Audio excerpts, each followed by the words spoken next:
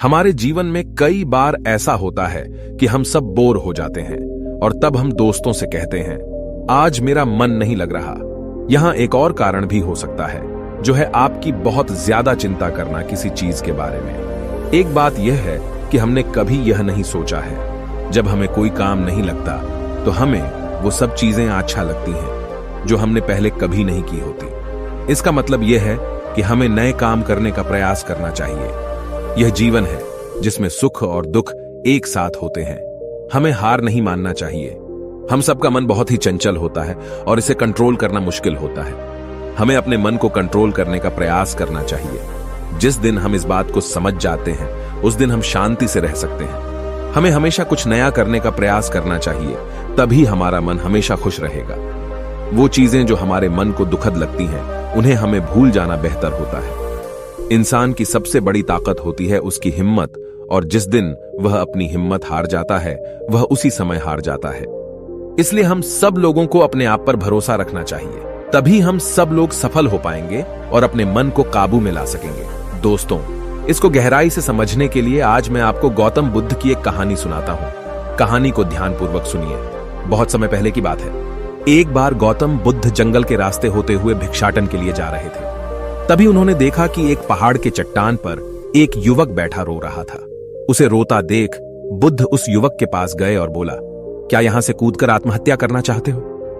व्यक्ति बोला, आपने सही अंदाजा लगाया। मैं चाहता तो यही था, मगर हिम्मत नहीं जुटा पा रहा हूं। बुद्ध ने कहा, क्या सब कुछ पीछे छोड़कर आए हो या अपने साथ भी कुछ लाए हैं? व्यक्ति ने कहा, नहीं, मैंने सब पीछे छोड़ दिया है। मैं अपने साथ कुछ भी नहीं लाया हूं। फिर बुद्ध ने कहा, तुम इतना बोझ लिए क्यों? बैठे हुए व्यक्ति ने कहा, कौन सा बोझ? मेरे पास तो कुछ भी नहीं है। मैं तो खाली हूं, कंगाल हूं, निराश हूं। बुद्ध ने कहा, फिर तुम कौन से बोझ के नीचे दबे जा रहे हो, जो तुम्हारी सांसें भी ठीक से नहीं चल रही हैं?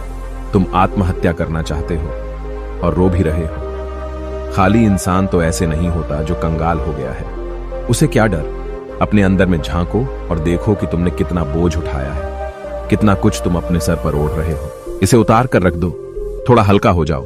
कब तक इस बोझ के नीचे दबे रहोगे? वह युवक बुद्ध के चरणों में गिर पड़ा और बोला, आपने तो मुझे पढ़ लिया, मेरे अपने भी मुझे नहीं समझ पाए। आप ही मेरी समस्या का समाधान कर सकते हैं। बुद्ध ने कहा, क्या समस्या है? युवक ने कहा, मेरे घर पर मेरे साथ चलिए। गौतम बुद्ध ने कहा, परंतु समस्या तुम्हारे घर पर नहीं है, बल्कि तुम्हारे अंदर है।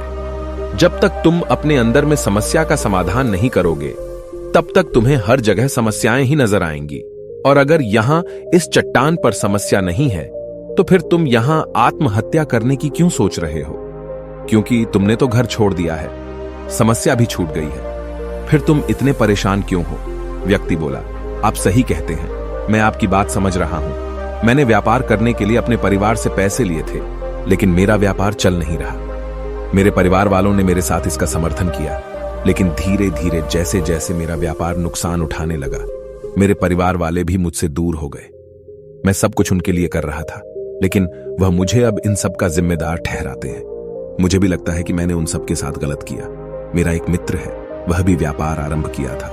आज उसका व्यापार बहुत अच्छा चल रहा है। वह कभी मेरे घर आता है और अपने अच्छे चल रहे व्यापार की बात करता है। वह बताता है कि कैसे उसने अपने व्यापार को सफल बनाया। मेरे परिवार वाले भी कहते हैं कि देखो, उसे तेरे पास तो कुछ नहीं है, और अब हालात ये है कि मेरा घर भी गिरवी पड़ा है। फिर बुद्ध ने कहा, क्या तुम्हें पता है तुम्हारा मित्र तुम्हारे पास क्यों आता है? युवक ने कहा, हां, मुझे पता है। वह मेरे पास नीचा दिखाने आता है। वह यह जानने आता है कि वह मुझसे बेहतर है। वह चाहता है कि मैं उसकी सफलता देखकर दुखी ना हो। बुद्ध ने कहा, क्या तुम दुखी होते हो? युवक ने कहा, हां, थोड़ी दुख होती है। बुद्ध ने पूछा कि क्या तुम्हें दुख तब होती है जब तुम सफल नहीं होते, या जब तुम्हारा मित्र सफल होता है? युवक ने थोड़ी देर सोचा और बोला कि मेरी खुशी तब होती है जब मेरा मित्र सफल होता है। बुद्ध ने कहा कि तुम्हारी खुशी तुम्हारे मित्र के ऊपर निर्भर करती है।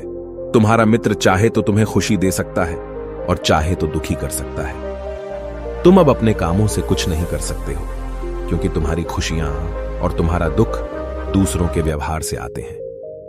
तुम्हारी समस्या का कोई समाधान नहीं है, क्योंकि तुम्हारी खुशियां और तुम्हारा दुख दूसरों के परिणाम से होते हैं। तुम खुद से भी नहीं खुश और नहीं दुखी हो सकते। तुम अपने मित्र के प्रभाव में हो गए हो। तुम्हारी समस्याओं का कोई समाधान नहीं है, क्योंकि तुम्हारी खुशियां और तुम्हारा दुख दूसरों के व्यवहार से आते हैं। युवक ने कहा, ऐसा नहीं है, मुझे आप पर आशा है। बुद्ध ने कहा, जब हम दूसरों से आशा बांधते हैं तो हम दूसरों पर निर्भर हो जाते हैं। अगर मैं तुम्हें कोई रास्ता नहीं देता तो तुम दुखी रह। तुम्हें घर बैठे कुछ अनुभव मिल रहे हैं। संघर्ष करो, हार मत मानो, कर्म करते जाओ। बुरे से बुरा वक्त या अच्छे से अच्छा वक्त दोनों ही गुजर जाते हैं, लेकिन इन दोनों वक्त को देखने के लिए जीवित रहना जरूरी है। और जब तुम्हारा अच्छा वक्त शुरू होगा, तब तुम्हारा मित्र तुम्हें अपनी सफलता की कहानी नहीं बताएगा। वह अपनी असफलताओं की कहानी बताएगा, ताकि तुम गलत निर्णय ना लो। तब भी अपनी ही बुद्धि का प्रयोग करना है। उस समय भी वह तुम्हें दुखी करने आएगा, क्योंकि उसे भी उतना ही मजा आता है तुम्हें दुखी देखने में, जितना कि तुम्हें आता है उसे दुखी देखने में। युवक ने कहा, आप सही कहते हैं, मेरे जीवन को मैं नहीं चला रहा हूं, दूसरों ही इसमें सुख और दुख भर रहे हैं। लेकिन क्या अपनों के लिए कुछ करना गलत है?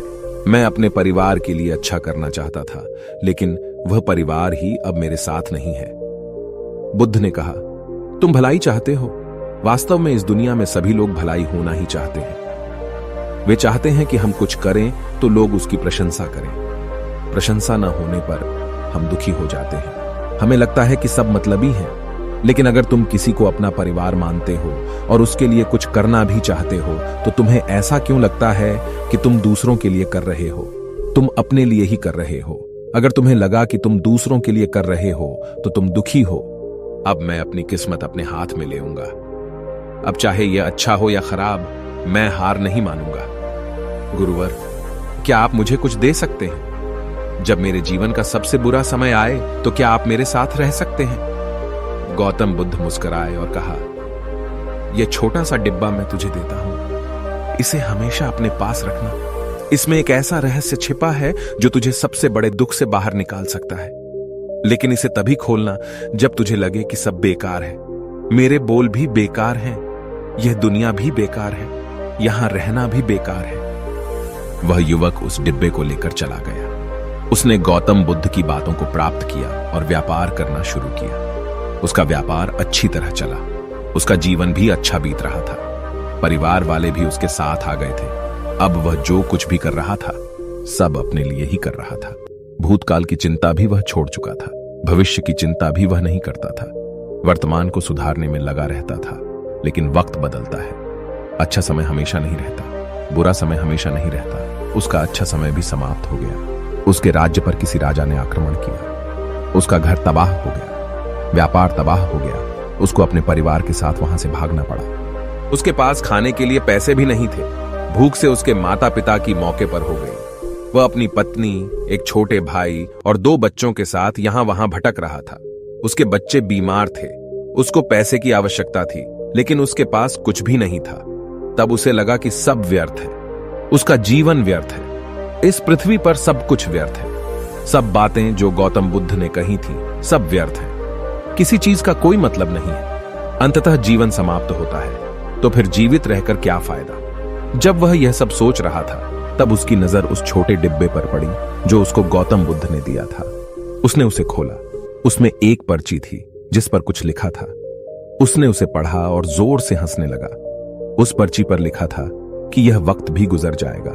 उस डिब्बे में एक सोने का सिक्का था, जिससे उसने अपनी नई जिंदगी की शुरुआत की और बहुत कम समय में सफलता प्राप्त की। दोस्तों, हो सकता है कि आपके पास वह सोने का सिक्का न हो, लेकिन हिम्मत तो जरूर है। हमें बुरे समय में हिम्मत नहीं होनी चाहिए, बल्कि डटकर सामना करना चाहिए। कुछ न कुछ हासिल कर ही लेंगे। ये कहानी आपको कैसी लगी, हमें कमेंट बॉक्स में कमेंट करके जरूर बताएं और चैनल को सब्सक्राइब करें। नमो बुद्धाय।